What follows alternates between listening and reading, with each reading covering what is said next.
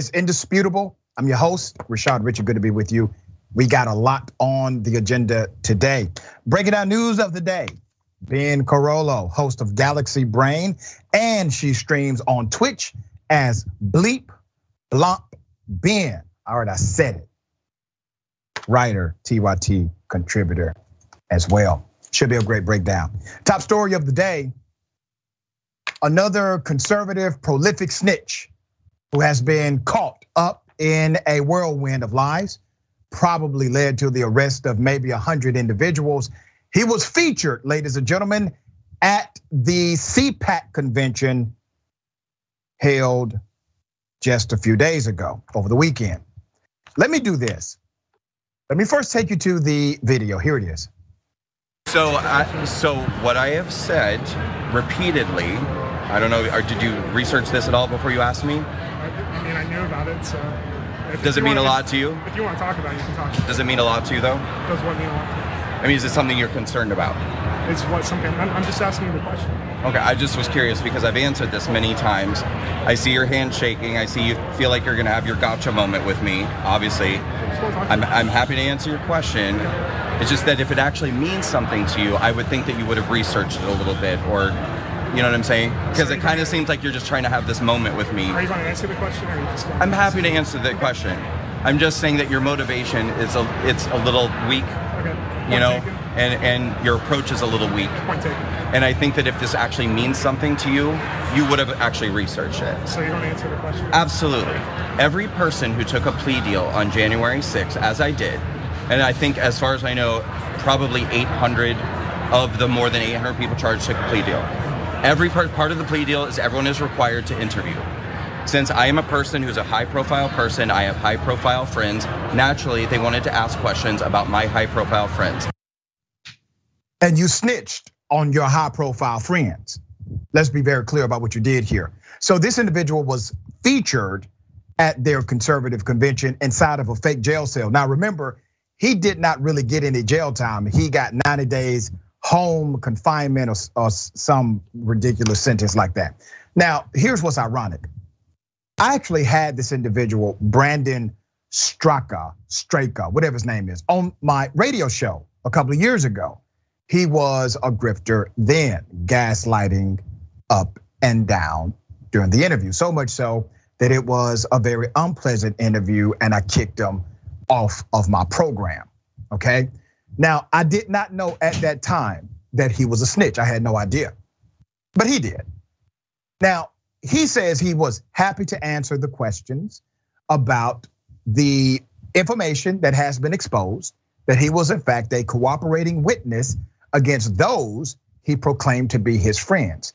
Now remember, this cat is the founder of the Walk Away movement, where he claimed to be a leftist who was disenfranchised with the left and wanted something new, so he became a Trump humper. What's interesting about this dynamic is that he, in fact, received a lot of money from the conservative party in order to take this adversarial position to the left. I have more video. Here it is.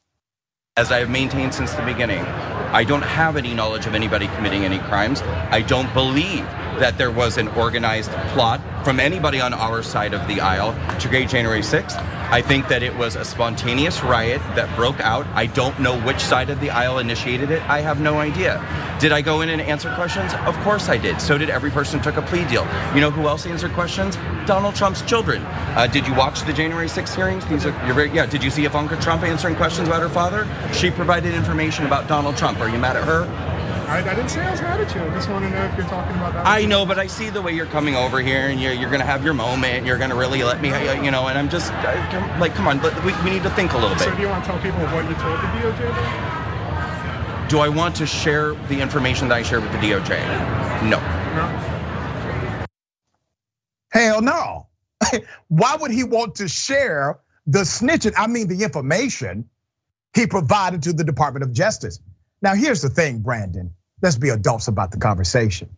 You received a light sentence because you, in fact, told on your friends. You gave them information.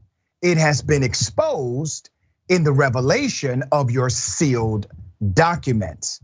Here's the other thing. You know the federal judge that accepted your plea deal? Well, that federal judge has now said to prosecutors, I assume you all are going to file a motion to reconsider his plea, since now he's basically saying that what he told you was not true.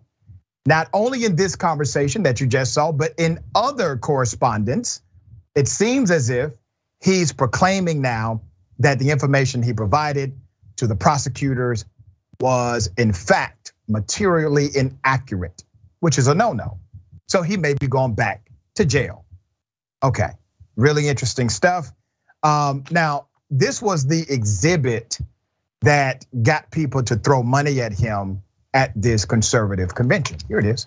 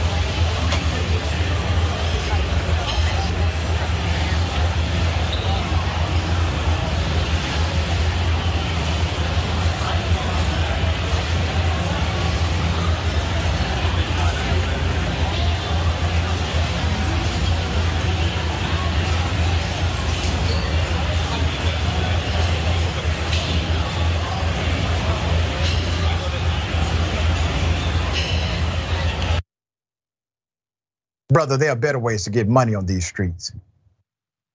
Okay, so he does this performative art, as they are calling it. But you have to remember, the entire Republican movement, the entire conservative party is based on performative politics and not actually substantive politics. So it does not surprise me that they had this performance at their little convention. Marjorie Taylor Greene showed up. Here's a pic of that. There she is, Marjorie Taylor Greene. She's on her knees praying to white Jesus for a fake inmate. Okay, let me give you background. The CPAC booth, organized by a convicted January 6th terrorist, was set up as a mock prison cell in which the man was pretending to cry, while attendees were made to hear testimony from Capitol terrorists. Okay, that gives you some background. The booth was set up as a mock prison cell, inside of which a man in an orange jumpsuit was seen crying. Viewers were given headsets and played the courtroom testimony of January 6th insurrectionists. Freelance journalist Laura Jadid, who spotted the booth, described it as being like a silent disco. But instead of dancing, you stand around and watch this guy cry. A spokesperson for CPAC told BuzzFeed News that the booth was run by pro-Trump walkaway campaign founded by right-wing influencer Brandon Straka. So you see what it is, right? It's not difficult to understand what he's attempting to do here, to spin the narrative away from him. Brandon Straka, who was scheduled to speak at the CPAC convention and whom some journalists speculated to be the man inside the cell, we've confirmed that, was convicted earlier this year for his role in the January 6th insurrection and has been revealed as a snitch and a traitor for cooperating with the FBI in exchange for a plea deal. Here's what's interesting. He's spinning a narrative that says somehow he was, I guess, forced or mandated in order to take a plea deal. No. He was allowed the opportunity to remain silent. He actually had the right to remain silent. And unlike many of those who were convicted or pleaded guilty, Brandon actually has access to a significant amount of money in order to defend himself in a court of law. So if he wanted to defend himself because he believes he is in fact innocent, he could have done so, but he decided not to. If he wanted to remain silent and not become a cooperating witness for the federal government, he could have done so. That's your constitutional right under due process. He chose to relinquish those rights. He chose not to engage in an actual judicial bout with the Justice Department, pleaded guilty, told on his friends, and now he's trying to spin the narrative. No surprise, not to me. All right, thoughts on this? Yeah, I mean, this is just hilarious in like 6 different layers. Because first and foremost, I mean, what do you expect? Like, look, if you're a right winger and you were one of the people that thought that January 6th was a good idea, like, what were you expecting? What were you expecting? The whole movement is based off of this just shameless self-interest and greed and bigotry. It is all about me, me, me. You know, I won't wear a mask because I don't want to be a decent person and maybe keep the community safe from things like coronavirus. And then there's the other layer to it where they're trying to paint the people as like political prisoners, right? They're trying to paint the people that are in prison because of their role in January 6th as some sort of like victim in all of this. When like the reality is, like right wingers in the United States, literally Richard Nixon's former advisor came out and said pretty explicitly that the whole purpose of the war on drugs was to target the political opponents of the Republicans and to throw them in jail, right? And so we actually have people in the United States who could make a pretty strong case that they're political prisoners for real. And these people are angry that they're, facing any type of consequence for their own actions, which really, I think, is at the heart of the Republican Party and the heart of this January 6th insurrection, where it's just people who are trying to violently defend their right to not face any consequences for their own actions. Very well said.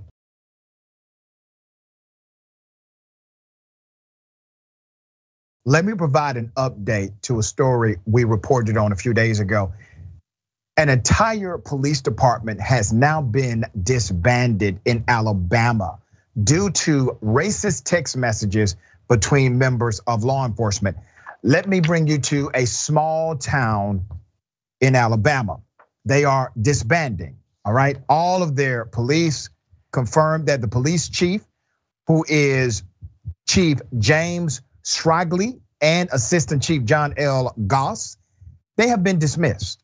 The only remaining officer employed at this small 3-person police department was Officer Lee Carden, who resigned later that night. This is a reminder of the text in question. One cop says, "What do y'all call a pregnant slave?" Question mark, 2 question marks. BOGO, buy one, get one free. After the disbanding of the city's police department, city leaders are currently working on a contract with the Shelby County Sheriff's Office, who will provide a full-time deputy to patrol the community. However, resident Robert Franklin is critical of the idea. People tend to care more if they know you, and that's one of the things that's concerning to the people of this area, Franklin replied. We would like to have our own officers that we know, that care about our town, not just the job, because they work for the county, okay? So it's really interesting because we had a similar story, but it was a fire department we reported on last week that decided to not renew their contract because the fire chief was racist. And we had another story we reported a little while ago where a police force, an entire police force resigned because an African-American female was put in charge of the city. Now, here's what I'm going to say, and something I offered the first time. The first time when we saw an entire police division decide to quit because of leadership. Don't beg them back. Stick to your guns, no pun intended. Because you get an opportunity to start over with a clean slate. And I'm not totally adversarial to the temporary remedy of maybe having a deputy patrol the area until you can replenish your entire police force and bring in progressive, good police officers who give a damn about your community, who serve from a place of humanity rather than a place of policing. Remember, the idea was public safety. Public safety is a humanitarian dynamic. Policing is not. So you now have the opportunity in Vincent, Alabama, to bring on police officers who care deeply about the soil that you all reside upon. don't think this is a bad thing. This is one of the greatest things that could have happened to your city. You got rid of basically 3 racist cops. 2 racist cops communicating with each other. And then the 3rd one resigned because, I don't know, maybe he liked the racist supervision. So yes, good thing for Vincent, not a bad thing. So let's make it happen. All right, thoughts on this? Yeah, I mean, really, like this is an opportunity, and it should be seen as an opportunity, right? Because there's a chance for a clean slate, and it's not even really a big police department. And this is where I think one of the things that they should really consider is maybe one of those 3 positions doesn't even necessarily need to be like a police officer per se. Maybe it could be like a paramedic or some type of like, like social worker, somebody that could actually be more useful in different situations that don't require an armed response. Because most of what police officers are called for, the overwhelming majority of calls do not require somebody with a gun to be present. And so really, they could be taking this as an opportunity. They should feel lucky that now they don't have any racists working for the police department. Granted, they don't have anybody working for it, but this is an opportunity more than anything else. Very well said, very well said. Okay.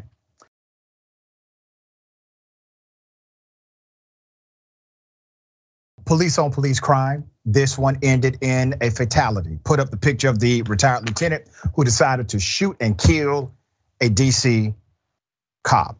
Let me give you background to this. You're looking at 58-year-old ex-officer Jesse Porter. Jesse Porter, who conducted training courses for officers as a private contractor. Okay, let's put up the picture of a 25-year-old woman. Okay, her name is Marisa Mannion, special police officer and mother of a 4-year-old son who was shot dead. Here's what happened. The shooting of this special police officer during a baton training exercise at a DC library came as the group of trainees had gathered to take a picture and were joking around. According to court documents, this young lady, 25 years of age, interrupted the picture taking to remove her face mask. Her classmates teased her, and then the instructor, let's put his picture back up quickly. The instructor, 58-year-old Jesse Porter, pulled his gun from his holster and shot her in the chest. That's according to surveillance video of the incident described in the documents. Now, what happened after this? The 25-year-old female officer was rushed to the hospital where she later was pronounced dead.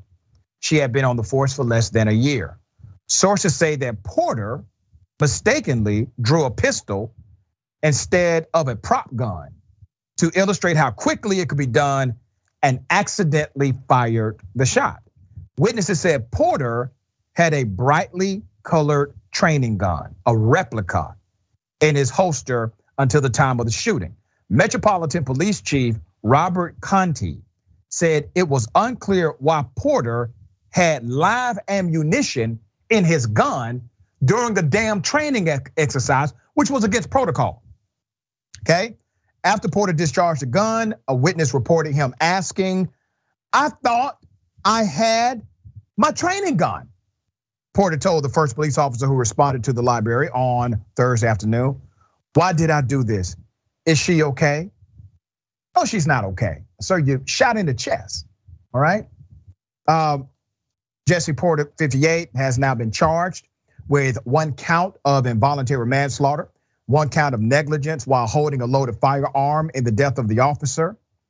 And put up his picture again, because I'm going to remind you of something. You do realize that there are multiple cops right now who are free. And they said, "Oh my goodness, I accidentally discharged my firearm. I thought I had a taser." Okay? These cops shot unarmed black people in the back typically, or unarmed black people who were actually in handcuffs. And they claim, "Oh my goodness, I thought I had my taser." Well, they didn't get arrested. Many of them face no justice whatsoever. It was classified, categorized as an on-duty mistake. Unfortunate, brutal, sad, but not criminal. However, they figured out a way to lock his black ass up quickly. Don't think for one moment that him being African American played no weight on him going to jail immediately after this shooting. He said it was an accident. It may have been an accident. I doubt it.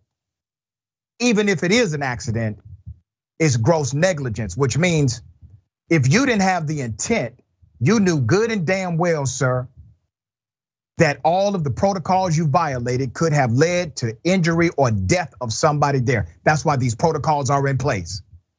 Now, this woman was a new mother. This woman had a bright career in front of her. And based on every narrative available, she was one of the good ones. She was a good cop who's now dead. All right. Yeah, I mean, there's so many stories over the past year where there's so many different training incidents where there are problems. I mean, literally oh shoot, I forgot his name, and this is really, really terrible. But in Minneapolis, the person who was killed for having a green air freshener in his car was killed during a training on a training run. And there's so many instances where stuff like this happens during training, where these police officers are just incredibly reckless. And to me, it speaks to really teaching people to be reckless. Because in most other countries where police officers do have firearms, typically they will have to call in to some sort of central office to say that they're using a firearm and explain why. And the reason for that is really simple, because it's actually dangerous to just have firearms laying around. And even if you're doing training, there needs to be strict protocols so that accidents don't happen, because we realize that with firearms, the risk is so grave. And ultimately, it is just shameful that the United States is so cavalier with guns. The mentality of treating guns like toys is very pervasive within not only the general society of the United States, but also the police forces. And it puts people in these dangerous situations where, this police officer can claim that this situation was an accident. It seems like a really weird and specific accident, because it wasn't even an exercise where they weren't even in the middle of an exercise that should have had guns. It seemed like they were in a moment of taking a picture, and it was just, everything about this is just very, very strange, and it's just deeply, deeply upsetting. It's at least gross negligence, which is criminal. At least that, if nothing else. And listen, at this point, we have police officers being from all over the country. They now get in touch with us at Indisputable, trying to highlight corruption in their own police department. I have multiple cases that I'm working right now to expose. And I try to highlight a dynamic here, especially for police officers who are people of color, for police officers who are women. This industry, they don't give a damn about you. They really don't. And until you stand up and transform the culture, this kind of anti-blackness will continue to permeate. You can't believe that just because you put on that blue uniform that somehow you're now part of the white supremacy power structure. You are not. They tolerate you. They allow you to remain for a period of time. But I guarantee you, when the rubber hits the road, you will be treated differently as well. So you need to always be aware of that. I do these pieces to highlight contrast and provide education to the industry that cops are a part of, because we got some good people in policing. They simply have to get in positions of leadership, or you got to get out of it and become an active critic in order for that industry to survive. We have more on the other side. It's Indisputable. Stick and stay.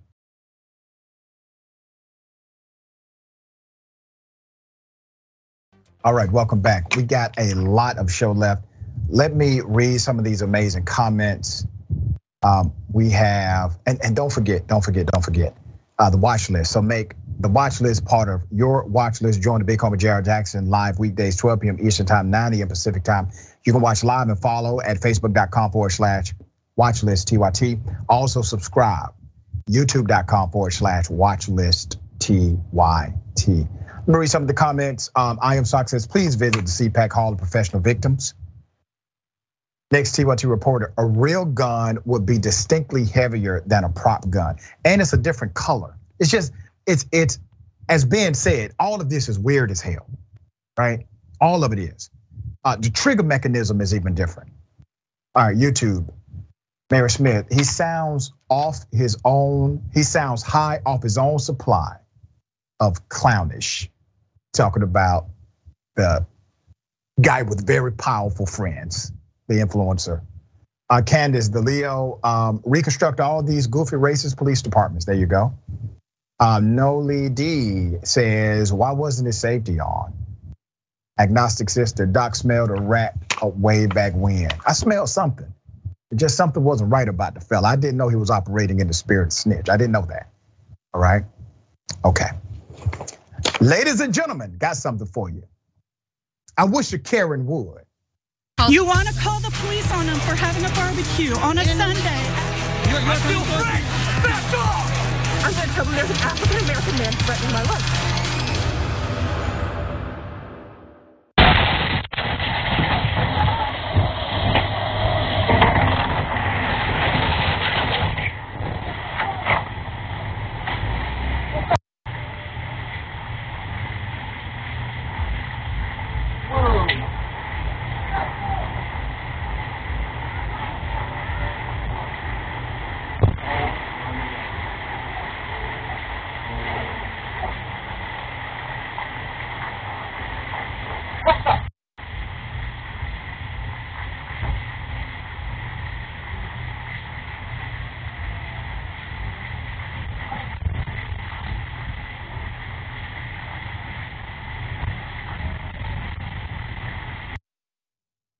Okay, that's not it. I have more video. Now, accidents happen, okay?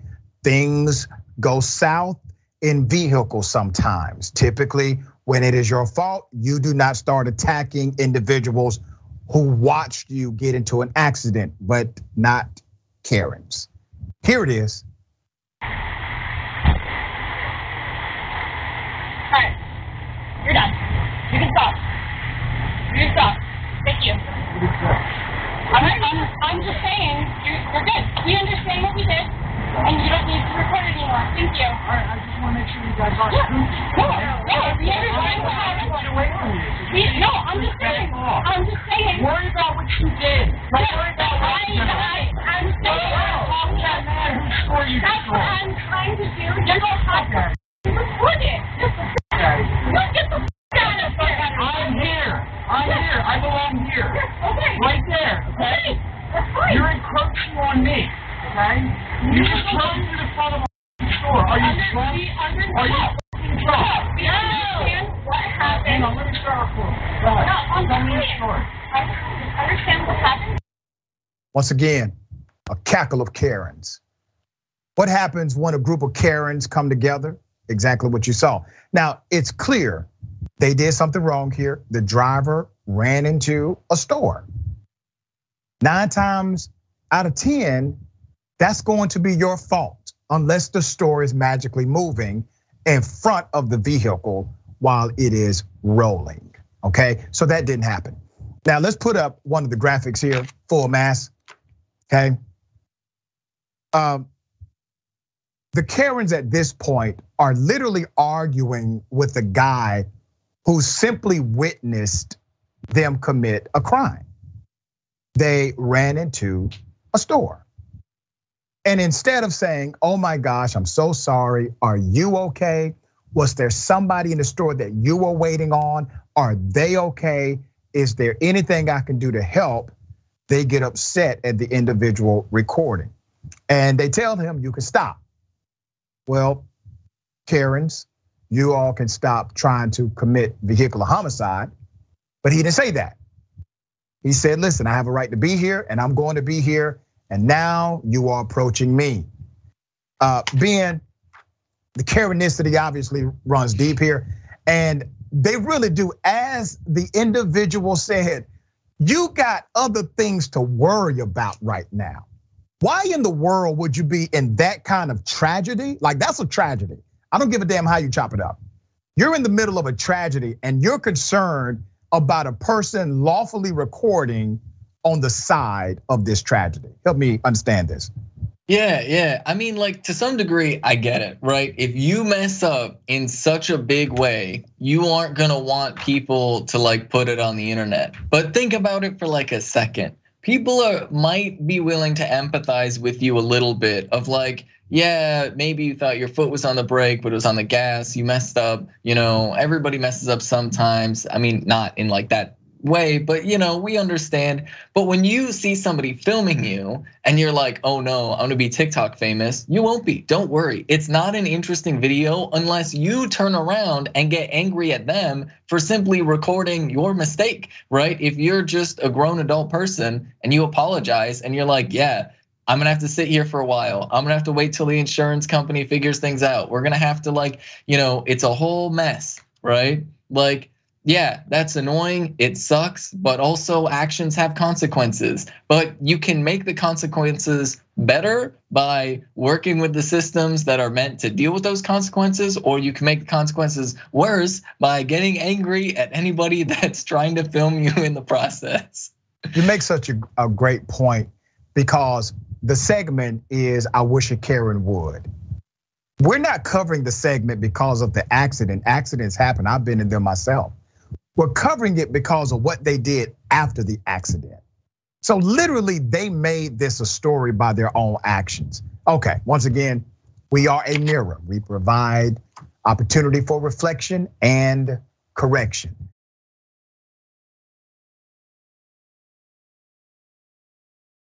And I got something for everybody. Anti-Karens unite. You're screaming at employees at Walmart. Get out of here. That's racist. Yes, it is. No, it's not. The United States doesn't have an official language, jackass.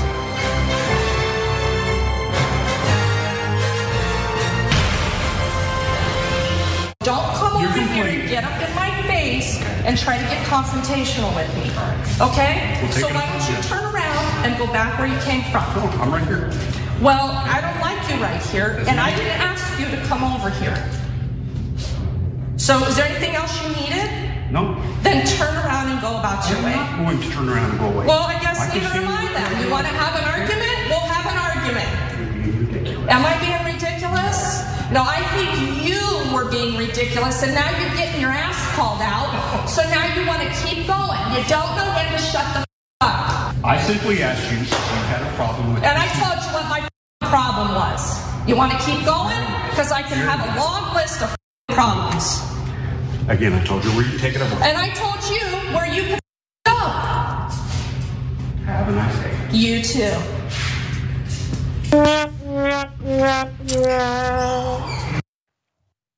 Got him.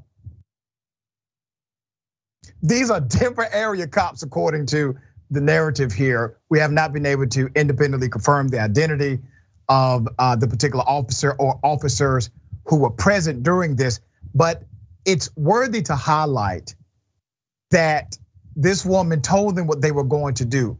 She said, you're gonna turn around, you're gonna walk away. He said, no, I'm not. She said, yes, you are. And proceeded to make the man turn around and walk away. Now, remember, obviously she has committed no criminal action, which means there's no necessity for law enforcement engagement. And he was aware of that. But I have to wonder if this would have been anybody other than her, would the results have been the same? Let's say if I was arguing with this officer and his buddies were in the background and I told him, you need to turn your ass around and walk away from me.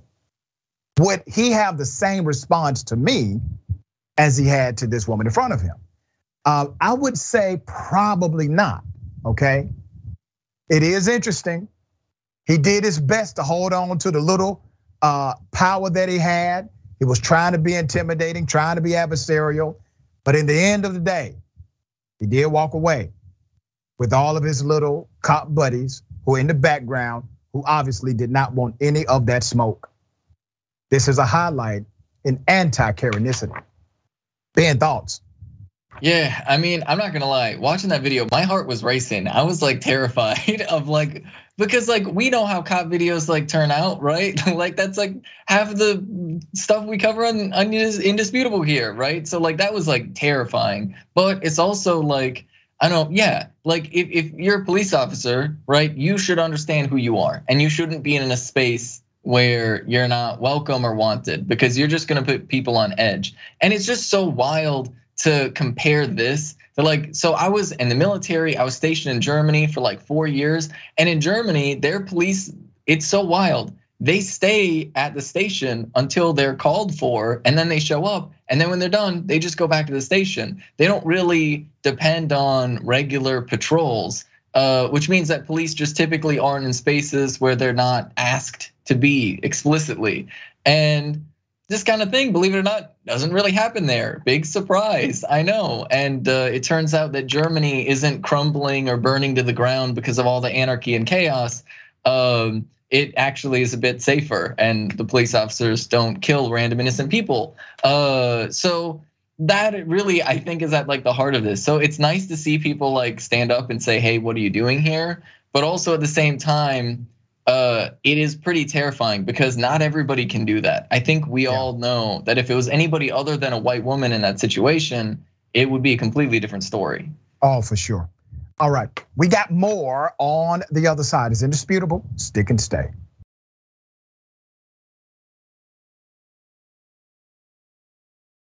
Welcome back. We got a lot of show left. Let me read a couple of comments. Lynn says, I'm familiar with clown cars, but a Karen car is a new one. Or maybe they're the same thing. Cena Hogaboom, wow. She just pulled out the whole white car catalog. Talking about the anti-Karen. Let me give a big shout out, a birthday shout out to my dear brother and friend, Dave Schmidt, who usually watches us on Twitch. I've been mentoring this young dynamic brother who has continued to increase his prowess as a progressive leader, continuing to influence others to truth, all right? Big ups to you. I think your birthday was technically yesterday, but we're celebrating you today, my dear brother. And I also want to say, David is so connected to serving humanity. And after everything is said and done, this whole dynamic, everything that we do while we're journeying on earth is about connecting to humanity. That's what it's about. It's about love, it's about compassion, it's about connecting with the coalition of others. We are all part of the same. And I'm thankful for people like David, all right? So big ups to you, my friend. Okay. Very sad story. Mississippi trooper decides to physically assault a handcuffed black male and then proceed to arrest individuals who are recording this assault, all right? There's a viral video from Macomb, Mississippi. It shows a Mississippi Highway Patrol officer beating a handcuffed suspect on the side of the road. Here's the first video.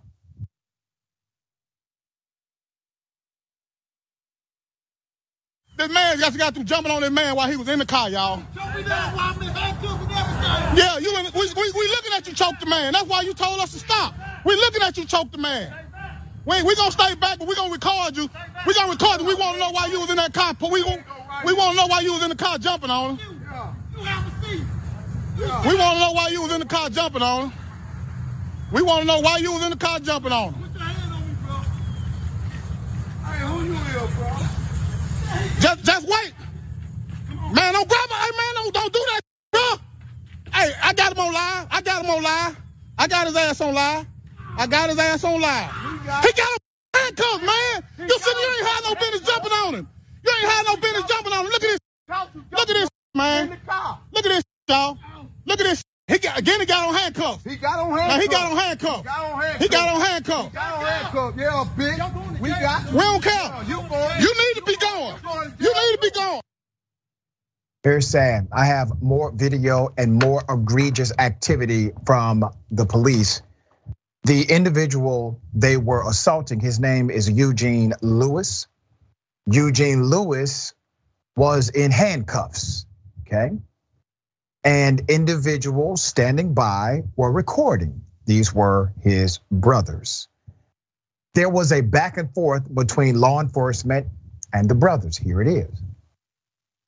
You remember John Floyd? That's how John Floyd died right there. Hey, he got handcuffs on him. You was in the car jumping on him. You in the car jumping on him. You shut up. Ain't no shut up. We don't give a damn.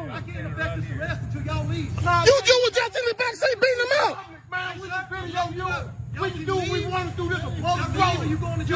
Man, take us to jail. Take us to jail. We don't mind going to jail, but this ain't right. We just caught the state trooper in the back seat. He ran us off. He was in the back seat beating him up. You ain't been civilized. Man, we ain't did nothing. You done threw him down. Now you got to get up. Get on, let the man break your wrist, man. The man trying to hurt you, bro. He got to be the police, because when he came, look at this. He kneeing him. He kicking him, man. The men who decided to stay are good men. They knew what they were sacrificing potentially by remaining there. The officer said, y'all going to jail. No criminal activity had taken place between those recording and the police. They stayed far back and engaged in recording, which they are legally allowed to do in the state of Mississippi. According to the men, they actually caught this particular Mississippi state trooper beating up their brother in the back seat of the vehicle. And they decided to start recording. They wanted to know why. Why was this happening? Why were they engaged in this kind of criminal activity? The officer then proceeds to tell them, you better leave, basically. You better leave, because if you're here when the cops show up, you're going to jail. He wanted them to be gone. He wanted them to exit the area. He wanted them to shut up about what they saw. They said, we're okay with going to jail. We're okay. We're not going anywhere. We don't care if the cops are coming. We're gonna wait on them. The scene continues with a white bystander taking the side of the officer before the officer starts to approach the brothers. Here it is. What you asking? You said what you need me to help you do. Police officer, bro. So I don't know him, but you don't. Call him. He jumping on our brother. If somebody jumping on you, I'm just standing here. It's bro. our brother. I ain't fucking done nothing. If somebody brother. But he ain't asked you to leave now time. Yelling at me. He ain't asked you to leave. You. He ain't asked you to leave now time. Go ahead. We still got you. For what? So we don't care. Jail for what? Sir, I'm tell you for what? For what? For what? We ain't did nothing. For what? We ain't did nothing. For what? For recording you. For recording you? No, sir. Cause you going to jail? I tell you right now, y'all still here when these other folks get here. Y'all we wait on the police. We gonna show these videos. I ain't like to, y'all. Man, we wait. This ain't. Don't act like we trying to jump on you. We record what you doing. We record what you doing. All we doing record what you doing. You going first. We waiting on them.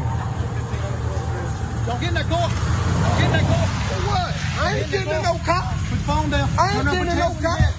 I'm letting you know, turn around, put your hand on your head. Man, I ain't getting in no car. Put your hand on your head. Put your hand on your head. Just put your hand on your head, Mo. Just put your hand on your head.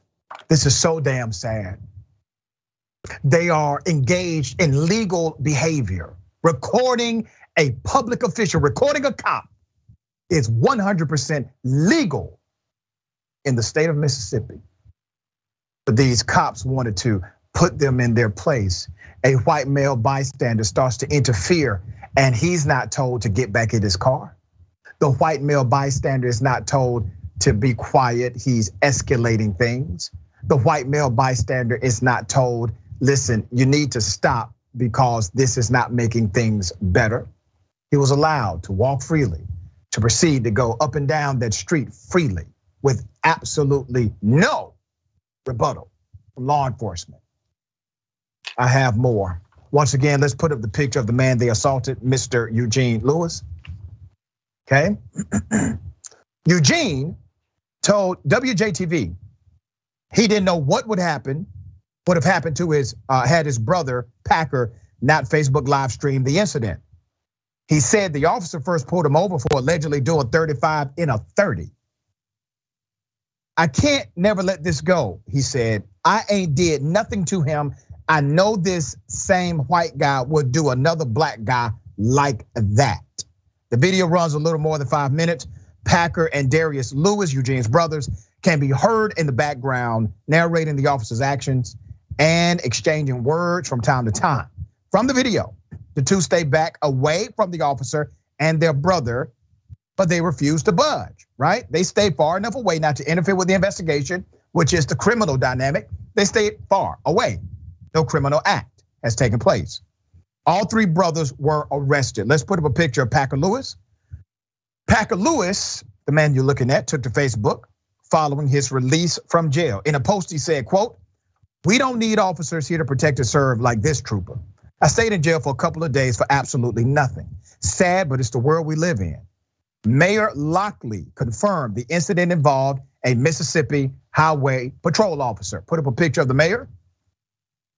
Now, according to the mayor, because this incident involved a state employee, he is letting the state handle the investigation. Cop out, Mayor Lockley, because you have what's called concurrent jurisdiction for your investigative authorities to also investigate what happened in your city.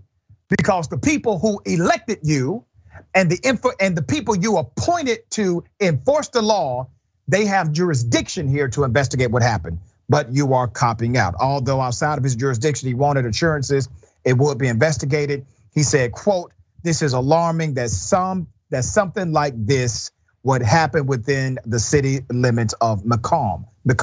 And remember, once again, because it happened within the city limits, he has concurrent jurisdiction to launch an investigation. He is choosing not to.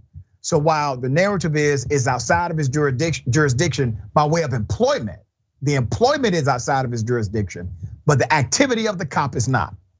Colonel Randy Ginn, director of the Mississippi Highway Patrol, has put up his picture. So old Colonel Ginn here, who's also the assistant commissioner of the Mississippi Department of Public Safety, oversees the Bureau of Investigation. Both the Internal Affairs and the Mississippi Bureau of Investigations are investigating the incident. The assaulting officer remains unidentified intentionally by law enforcement.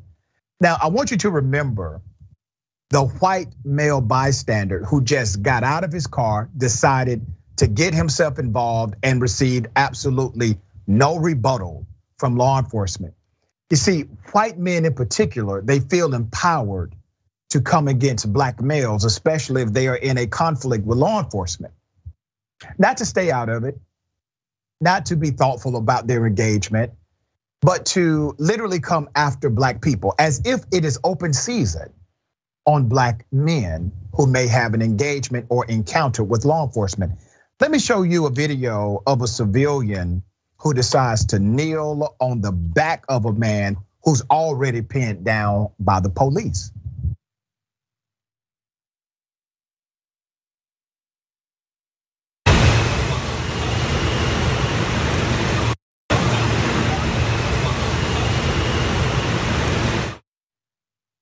What do you think this attitude comes from?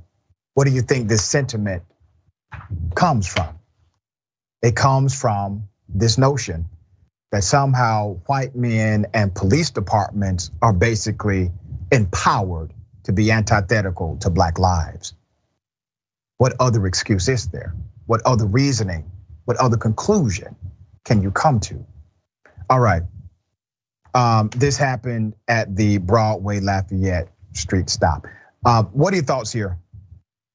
Yeah, I mean, this really speaks to something that's really important. So I'll contextualize this with data. In Tennessee, Mississippi, and Alabama, somewhere between 8 and 10% of the entire voting age population, is denied the right to vote due to felony voting laws and current incarceration. That is not a mistake. That is not a mistake. When people think of southern states, they often think of a lot of racists. But what we really need to think of is the brutal repression of black folks in those states and the explicit aim from the government to to enact an extreme amount of violence and disenfranchise people from the political process entirely. Very well said. All right, we got more on the other side. It's Indisputable. Stick and stay.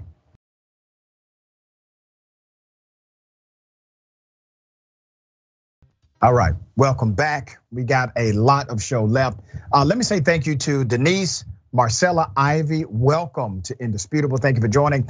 You can join the YouTube page. You can become a member of Indisputable. So you can go from subscriber to member. Just hit that join button. There are multiple levels. We'd love for you and I to engage even more so. All right. A story we brought you when it first happened, and I said then it did not make sense. Young Brianna Grier in the state of Georgia was traveling in the back seat of a deputy squad car, somehow handcuffed, going through a mental health episode. She ends up dying from falling out of the car, according to the official story from the sheriff's office. Let me bring you the update to the disturbing body cam footage that has now been released. Here are the moments.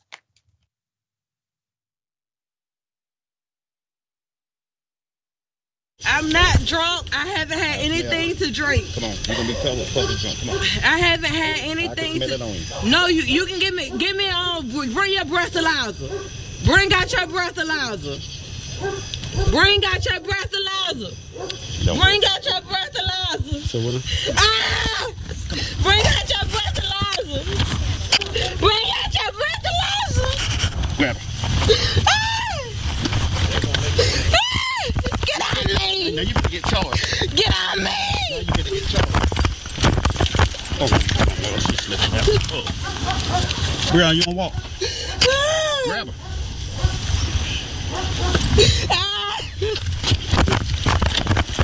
Get out of me! I ain't broke no law. I ain't broke no law. Get out of me! I bet you I hang myself as soon as I get in there. I bet you I hang myself as soon as I get in there. I don't care. It's more than one way to kill yourself. I know what you told me. It's more than one way to kill yourself. Yeah. Brianna, get up and walk. No. Come on.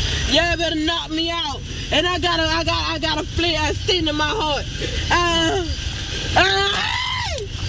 Come on, Brianna. No, why my brother? I know how to get her up. Take me. You can take me. You can take me. I don't care. I don't care. Get up. I don't care. I don't care. I don't care. I don't care. I don't care. Ain't nobody gonna tell you. I don't care. I don't care. I don't care. I don't care. I don't care. I don't care. I don't care.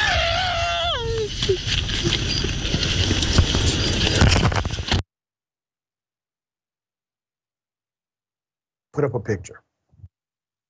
I have more video. I want to remind you that this was a 911 call for a mental health emergency. She was diagnosed with schizophrenia. Her parents that called the police, they were hoping that she would receive medical attention, not be arrested. They simply wanted her to have a healthy opportunity to heal. That's it.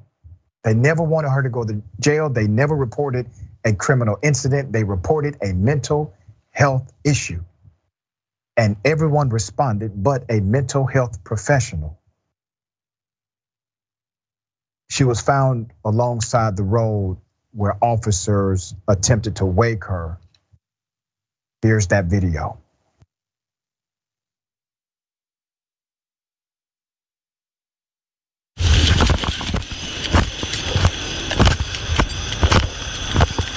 Brianna. Hell yeah. Brianna. Brianna. That shit unlocked by itself. You won't call the ambulance. She's still breathing. Go ahead. Tell you something, go. She getting up. She all right. Sit up. Sit up. Sit up. Sit up. Go ahead, sit up. Take the cuffs off. Sit her up. Sit up. Sit up, Brianna. You all right? You got some water? No, hell no. How did she jump out the car? Don't supposed to be unlocked from the back. Shit ain't We supposed just to. do a report. She fine. Yeah, she fine. She can see my finger. She just doggone which car. How your back door open? But that's we'll write a report and just say, you know, like you said, you got a back door open. We're gonna trust, you know. But we good. Brianna, come on, this Deputy Prime. Come on. I ain't got nothing in the car, no water, no Don't nothing. worry about it. She fine. Oh, I got a little bit. Hold her right here. Hold her right here. I got a little bit water. I just give her the water.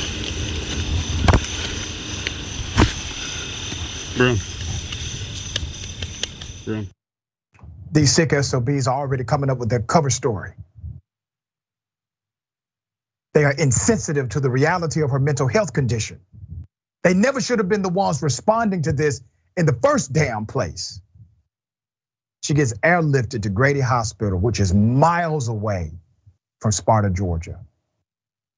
She's dead. Questions still loom.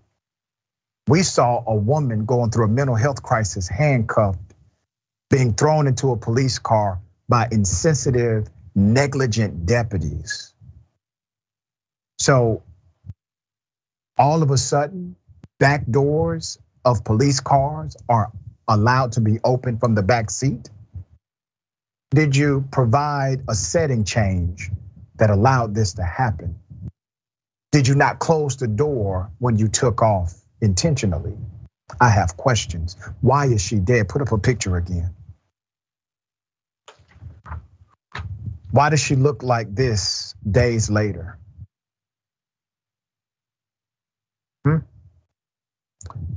The video released by the Georgia Bureau of Investigation comes days after the agency found that police did not close the car door that Brianna Grier, 28 years of age, fell from while in handcuffs. You do understand that once she was arrested,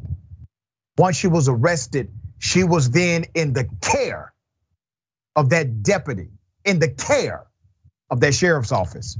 There's more. The footage released by the GBI shows Grier yelling at the officers arresting her, insisting she is not drunk and saying, "I ain't broke no law and get off me.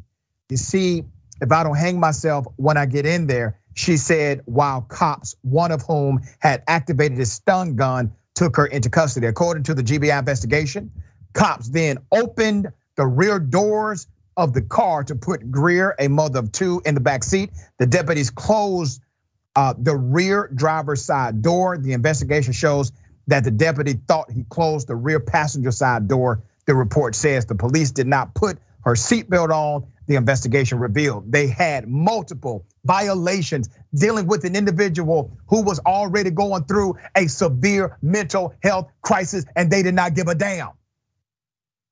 Her life wasn't valuable. Hell, when she was basically on the side of the road, then they're figuring out how to cover their asses.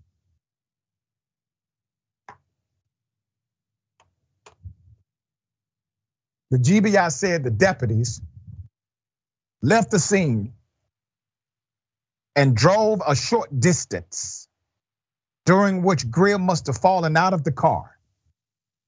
Agents have concluded that the rear passenger side of the patrol car, near where Grier was sitting, was never closed.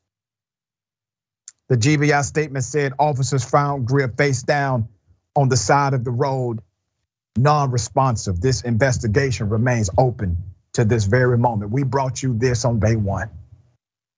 We said on day one, none of this adds up. The elected sheriff went to the grandparents and informed them that their daughter, their granddaughter, was being airlifted to the hospital because they called 911 trying to get their baby help. They wanted their child to be helped. And now they have to deal with the guilt of knowing that that 911 call led to the death of their baby. Now 2 children have no mother. Ben, thoughts here? Yeah, I mean, everything about this was a failure. Everything about this was wrong. Like I don't even know where to start because everything about this is wrong. So I guess I'll start at the very beginning. There are countless people in the United States of America that are working in care home facilities for people with severe mental illnesses who respond to situations like this on a daily basis. And they don't kill people. We don't hear stories about them killing people. My mom used to work in that field, right? And somehow she wasn't running around killing people like these cops are. And those people make very near minimum wage. Meanwhile, these police officers typically get really great pension and benefits and all these things. Why can't we give these people a decent wage who actually know how to respond to this and actually let them be the ones responding to this? And it's just so infuriating on that level. And then like not closing the door, Are you serious? You have one job, and that job is to make sure that that person doesn't die in custody. Literally the lowest possible bar. You can't even close a door on a car. Excuse me? Are you kidding me? And then the way that they were handling her when she had fell, right? Obviously, if somebody falls out of a car, you're gonna suspect some sort of spine injury, especially if their hands are handcuffed behind their back. And the way they were handling her just seemed like very, very reckless. They should have immediately called like an EMT or something. Like every single detail about this was wrong, and it's so infuriating because it's somebody's life. And the most infuriating part is the fact that our society does not provide people to call somebody, just to call somebody that's not a police officer that will put their lives at risk. That's right. They concluded that she was a criminal, not a patient. They decided to engage in reckless conduct. They should be charged with at least negligent murder, negligent homicide, involuntary manslaughter, etc. I'm calling for the arrest of these officers. A proper investigation should be done by the local jurisdiction and the state jurisdiction, and hopefully the DOJ.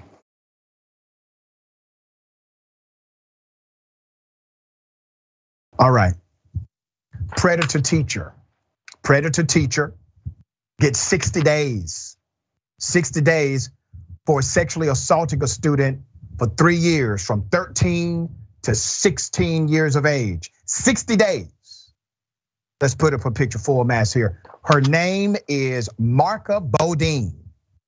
Miss Bodine is a former teacher who does not have to begin her sentence until next year because she just had a baby, a judge ruled. This former Texas school teacher has been sentenced to 60 days in prison for sexually assaulting a student for 3 years, beginning when he was only 13 years of age.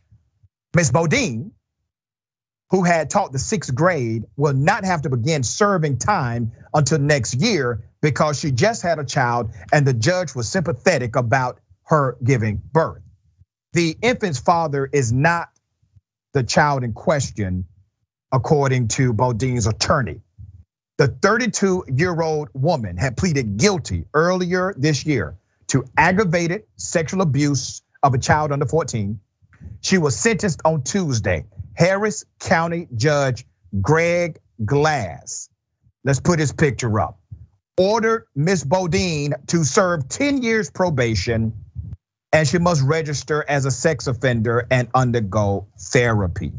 Now, let me say this about her special treatment. Obviously, her privilege is doing a massive amount of work on her behalf.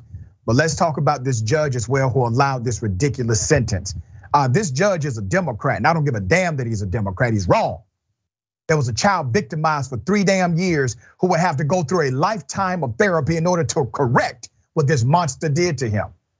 And the criminal justice system gets together and they come up with a very cozy and light sentence against this particular teacher. And remember, there are those in the community as well as prosecution saying, why in the world was this sentence so light? Ben, thoughts on this? Yeah, I mean, like, I get it. Yeah, you have sympathy for a mother, and our prison system is brutal. But if your problem is with our prison system being brutal, do something about that independently of this. You don't need to give somebody just a light sentence because, she's like a mom now. Well, guess what? Right? Guess what? That 13-year-old kid had a mom. Why don't you have empathy for her? That's right. Where's this coming from? It's just sickening. It's just absolutely sickening how people are so willing to give like a pass. Because 10 years probation, are you kidding me? 10 years of probation. There are people that are in prison on 3 strikes laws for like life because they were just possessing marijuana. And this is the charge that she's gonna get. Unbelievable. Yeah, her actions were calculated, they were criminal, and they lasted for 3 years, and that's the one we know on record. I do not believe this is the only victim. Okay, always a pleasure, Ben. Tell people how they can check out your great work, follow your great work. Yeah. You can follow me on Twitter and Substack at Benjamin Carollo. You can also check out my show Galaxy Brain on the Young Turks Twitch channel every Friday at 4 p.m. Eastern time and on Rebel Headquarters. Thank you, my friend. Always a pleasure. We got more on the other side. The bullpen is next. Stick and stay.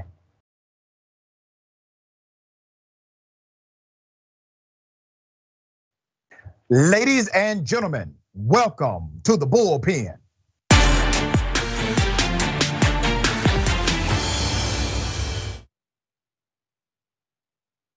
He's back in the bullpen today. We have attorney at law Kurt Schlichter, retired colonel, senior columnist, townhall.com. Attorney Kurt, good day, welcome.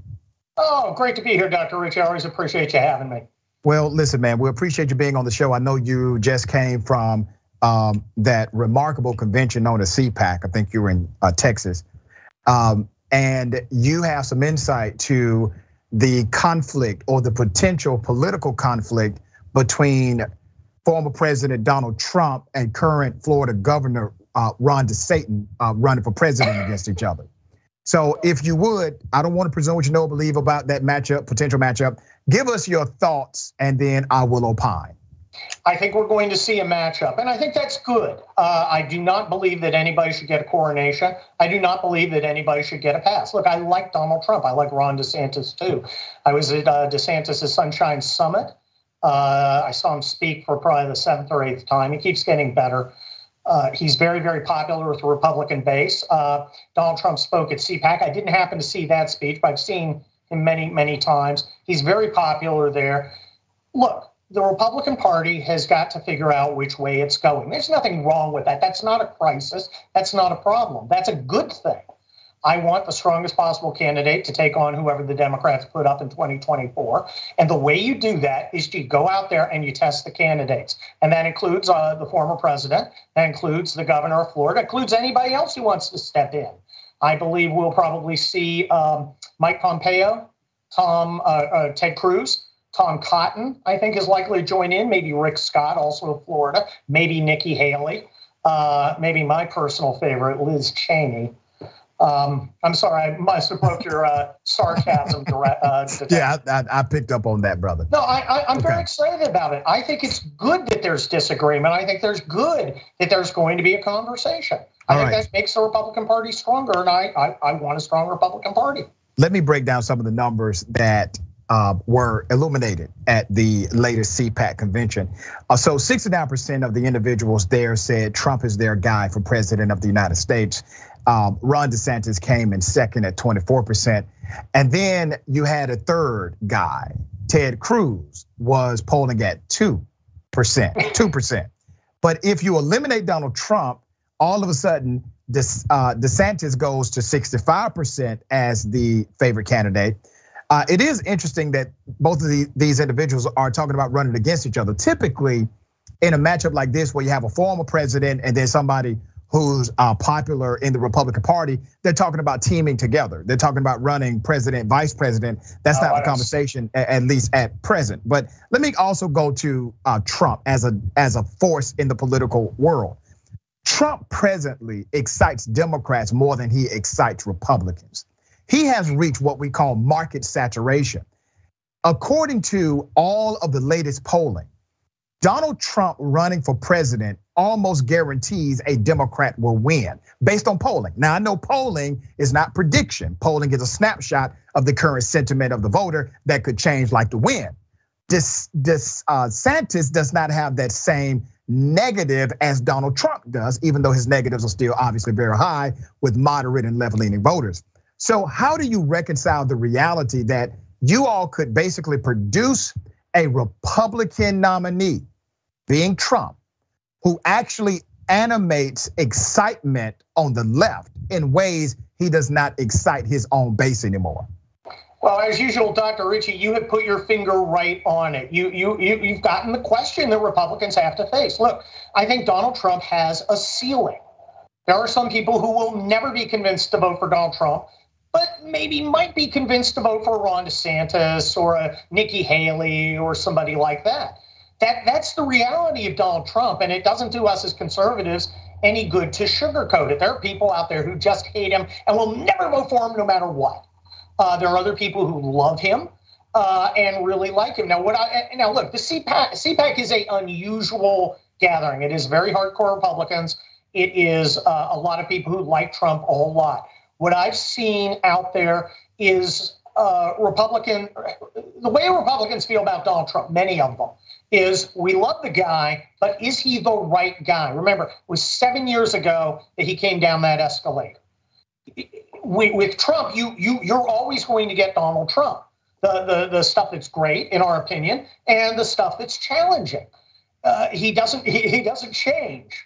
So is what happened 7 years ago, it was the right answer in 2016, is it the right answer in 2024?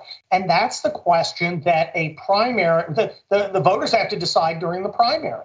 And It should be them who decide.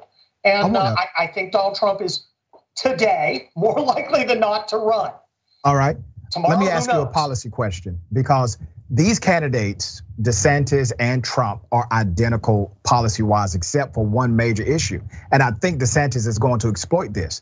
While DeSantis has basically been anti-vaccine from day one, Donald Trump has not. Donald Trump actually has been booed on certain occasions when he has promoted his authority as it relates to getting the vaccine confirmed and the vaccine actually works. He said this on Candace Owens' show. He said this at rallies, and there has been significant pushback. Do you see as a strategy dynamic Ron DeSantis using that obvious disconnect between Trump and his base as a wedge issue if he decides to advance and run for president of the United States? Well, look, I think there's some nuance there that we should understand. Ron DeSantis is more for, lack of a better word, vaccine freedom. He's taken the vaccine. He's not against the vaccine, but he believes that people should be able to choose. Donald Trump is very personally invested because he oversaw the operation that made this drug in record time. To answer your specific question, I don't believe he'll use it as a wedge issue. I think COVID is fading as an issue. So what's the difference? I have like 2 minutes left before we end the show today. Attorney, what is the major difference between a Ron DeSantis policy-wise, not style, and a former President Donald Trump? That is a good question. I think in many ways they're both very similar in policy. Ron DeSantis is actually taking pages out of the Trump playbook by saying, this is what I promised you I'd do in Florida. This is what I've done. And he can easily start saying, this is what I'll do as president if he decides to run. And I think he will. I think this is his window. You remember President Chris Christie, President Mario Cuomo, guys who had an opportunity and didn't take it. Yeah, candidates, not president. Not presidents, candidate. Okay, quickly, we got 60 seconds left. That was a point. Do you think Trump is going to announce he's running for president in Florida in order to upstage Governor DeSantis in his own state, or do you think he would do it in DC?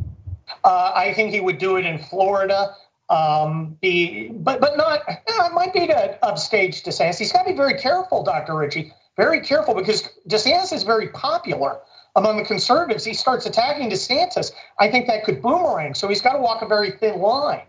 Okay. You think Donald Trump is going to walk a thin line? So I know, right? Donald Trump is Donald Trump. Yeah, and, exactly. I like the guy, but sometimes he's Donald Trump. All right, Kurt, who are you going to vote for if they run, Trump or DeSantis? Which one? Oh, my gosh, I want to see how the primary goes. I'd vote for either of them happily. Oh, come on, man. I don't have a guy now. Okay, all right. We'll bring you back at some point, attorney. I wish we had more time. When I make a decision, you'll be the first to know. That sounds good to me, man. Always a pleasure having you on this. Always a pleasure. Thank you. All right, remember, take care of yourself, take care of each other, take care of the planet. Remember, the truth is always indisputable. Welcome to Indisputable. I'm your host, Dr. Richey. We got a lot happening today. What do we do on this show? We tell the truth. You know why we tell the truth? Because the truth is simply indisputable. Rashad, great to be here. Congratulations on the new show. And I gotta let everybody know that Rashad and I go way back. People still need health care, so I won't stop. People still need criminal justice systems reform throughout this country, so I won't stop. And you won't stop either.